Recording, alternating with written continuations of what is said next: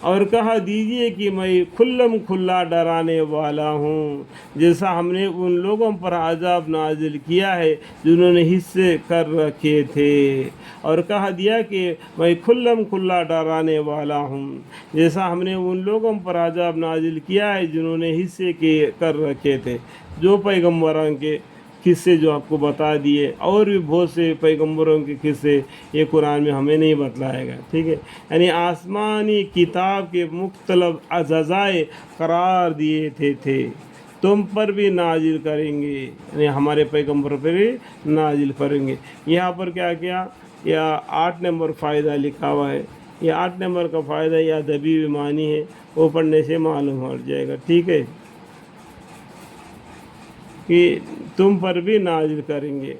تو 8 نمبر کے ان میں جو مرضی ہے کہ موافق ہو مان لیے، جو خلاف مرضی ہو اسے انکار کر دیا۔ اس سے مراد یہود اور نصرائی ہے۔ ان کا دل کو جو چاہیا تو اس کو مان لیتے ہیں، جو نہیں چاہیا تو اس کو ٹال دیتے ہیں۔ اللہم اکبر۔ یعنی پیغمبر کے ساتھ پیغمبر آ گئے تو وہ پیغمبر کو چھوڑ کے یہ پیغمبر کے اوپر ایمان لانا۔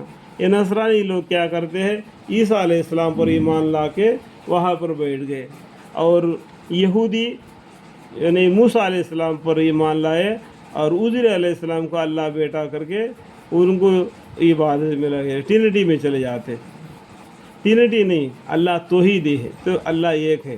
غرض آپ کو جس بات کا حکم کیا گیا ہے اس کو صاف صاف سنا دیجئے، جو وہی قرآن جو آپ کے پاس جبرائیل علیہ السلام کے ذریعے آتی ہے اس کو صاف صاف دنیا والوں کو پہنچا دیے، اور ان مشرکوں کی پرواہ نہ کیجیے۔ جو مشرک لوگ ہوتے ہیں نا، کبھی مسلمان کر کے جھوٹے دعوے کرتے ہیں اور کبھی کافروں میں شامل ہو جاتے ہیں، یعنی مشرکوں پر پرواہ نہ کیجیے۔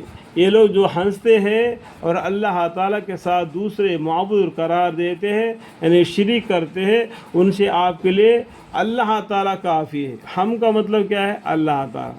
تو کس کے لیے، آپ کے لیے مطلب کیا ہے، اللہ تعالیٰ محمد صلی اللہ علیہ وسلم کے لیے اور محمد مصطفیٰ صلی اللہ علیہ وسلم کی امت کے لیے جو ایمان لائے، ان کے لیے اللہ کافی ہے۔ سمجھ میں آیا بات، ہم کافی ہے، کم تھا اللہ تعالیٰ۔ سو ان کو بھی معلوم ہو جاتا ہے، اور واقع ہم کو معلوم ہے، اللہ تعالیٰ کو معلوم ہے کہ یہ لوگ جو باتیں کرتے ہیں ان سے آپ تنگ دل ہوتے ہیں، اللہ کو معلوم ہے، اس لیے کہہ دیا کہ ہم کو معلوم ہے۔ اور ٹھیک ہے، واقع یہ بات اللہ تعالیٰ کو معلوم ہے کہ یہ لوگ جو باتیں کرتے ہیں ان سے آپ تنگ دل ہوتے ہیں۔ سو آپ اپنے پروردگار کی تسبیح تحمید کرتے رہیے، اللہ کی تسبیح کرتے رہیے، اللہ کی بڑائی بیان کرتے رہیے۔